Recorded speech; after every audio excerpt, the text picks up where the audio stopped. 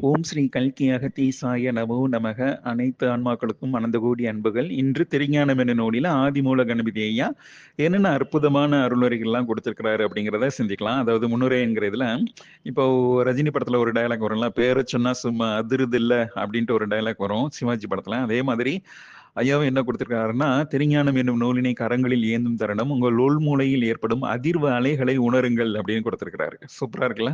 So இந்த புக்கை கையில் எடுத்தாலே உங்க மூளையில வந்து அதிர்வு அலைகள் உருவாகும் அப்படிங்கறத இன்டைரக்டா கொடுத்திருக்கிறாரு. இரண்டாவது, இந்த நூலின் வெளியீடு வந்து எல்லா தெய்வங்களுக்கும் ஒரு சீக்ரெட் சிக்னல் மாதிரி. என்ன சிக்னல் அப்படின்னா, ஆதிசக்தி இந்த நூல் வெளியிடப்படுவதனால ஆதிசக்தி என்பவர் ஒடுங்க துவங்குவார். ஆதிசக்தி என்பவர் ஒடுங்க துவங்கிட்டாங்கன்னா அவர் வந்து மற்ற தெய்வங்களுக்கும் இது ஒரு சிக்னல் மாதிரி. எல்லா தெய்வங்களும் தனது விரிந்த இயக்கத்தினை ஒடுக்கி அவங்க வந்து ஏங்காத்தன்மைக்கும் அவங்களும் போக போறாங்க கொஞ்சம் கொஞ்சமா அப்படிங்கிறது எங்க தெய்வங்கள், அதாவது ஈசன் எங்களுக்கு கொடுக்கிற சிக்னல் அப்படின்னு கொடுத்திருக்கிறாரு ஐயா.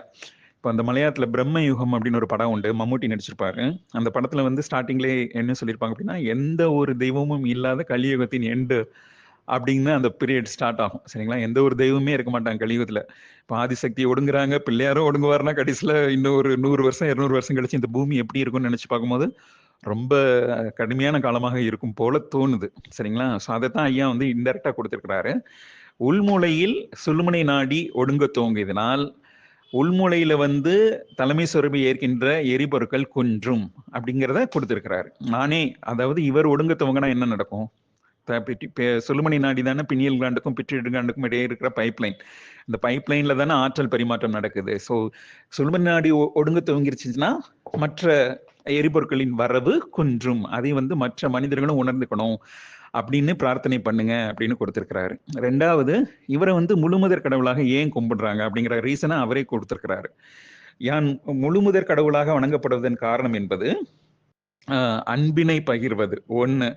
இரண்டாவது, எரிபொருட்களாகிய ஆற்றல்கள் என்னும் எரிபொருட்களை வழங்குவது இரண்டாவது.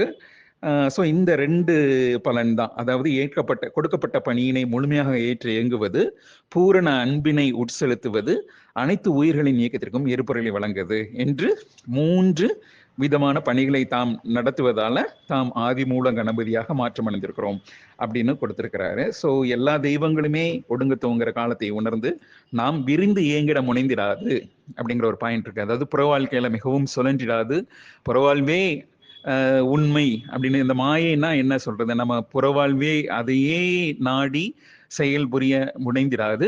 அகவாழ்வு ஒன்று இருக்கிறது, அகவாழ்வு சிறந்தால் புறவாழ்வு ஆட்டோமேட்டிக்கா மலரும் அப்படிங்கிற உண்மையை உணர்ந்து அகவாழ்வு சிறக்கவே போராட வேண்டும். அதாவது ஆன்மாவினை உணரவே போராட வேண்டும், ஆன்மாவையும் உயிரினையும் ஒன்றிணைக்க வேண்டும் என்று போன்ற கருத்துக்கள் தான் ஆதிமூல கணபதி ஐயா தனது முன்னுரையில கொடுத்திருக்கிறாரு. ஸோ ஒவ்வொரு தெய்வங்களும் என்னென்னலாம் கொடுத்திருக்காருன்னு வரிசையா சிந்திக்கலாம். அனந்த கோடி அன்புகளும் நன்றிகளும்.